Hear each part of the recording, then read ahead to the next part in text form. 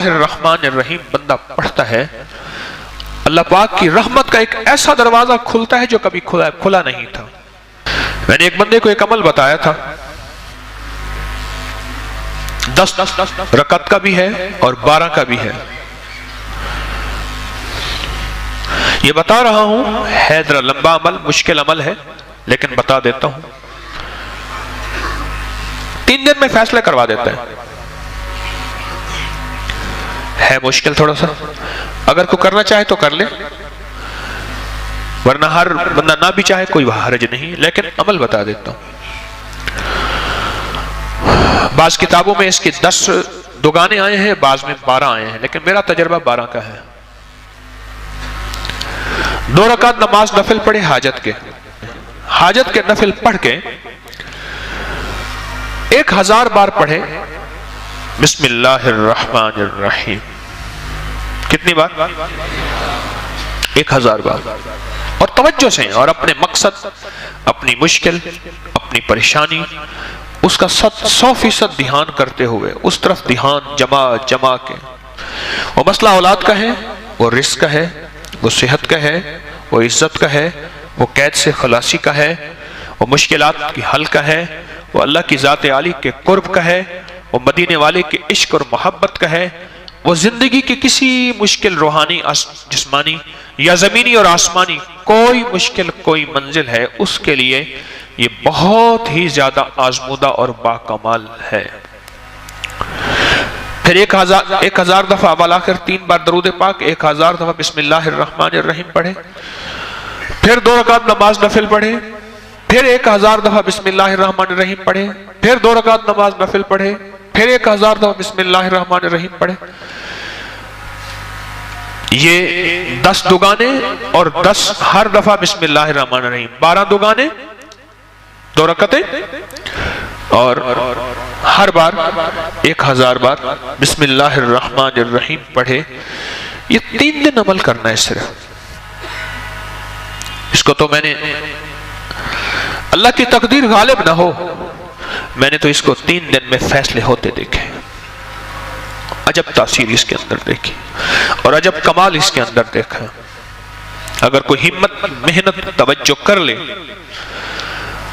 وضو ٹوٹ جائے، نیا وضو کر سکتا ہے، باوضو توجہ سے، دھیان سے، اور دھیان جمع کے، جس کو میں اکثر ایک اللہ والے کی بات عرض کیا کرتا ہوں، اللہ کا ذکر اللہ کے دھیان سے، اللہ کا ذکر اللہ کے دھیان سے۔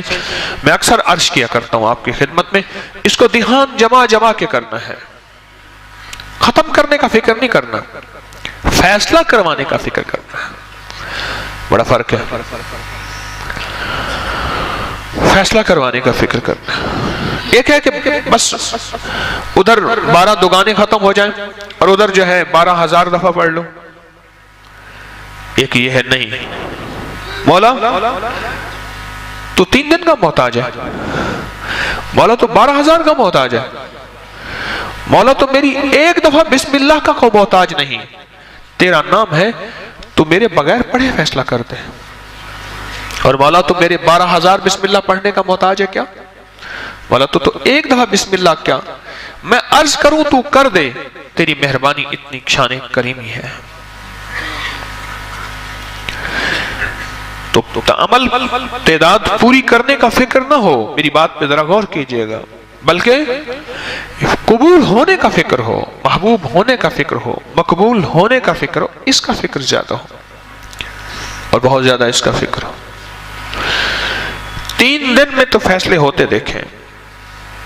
ایک صاحب گئے بیرون ملک، وہاں کئی سال رہے، 2-2.5 سال کے بعد آتے تھے، گھر میں لڑائیاں ہوتی تھیں، ہنگامے ہوتے تھے، چلے جاتے تھے۔ ایک دفعہ اچانک آ گئے بغیر اطلاع کے، اور کسی نے ان کو بدگمانی میں مبتلا کر دیا کہ تیری بیوی کا چال چلن، اس کا انداز ٹھیک نہیں ہے، مشکوک ہے۔ اچانک آیا اور جھگڑے ہوئے اور بیوی کو نکال دیا، حالانکہ اکٹھے رہتے تھے، جوائنٹ فیملی تھی، اور وہ کمزور کردار کی نہیں تھے۔ اس کا شک اور بدگمانی اتنا بڑھا کہ طلاق تک معاملہ پہنچا، اور اس نے ایک طلاق بھجوا دی۔ اب سارے پریشان۔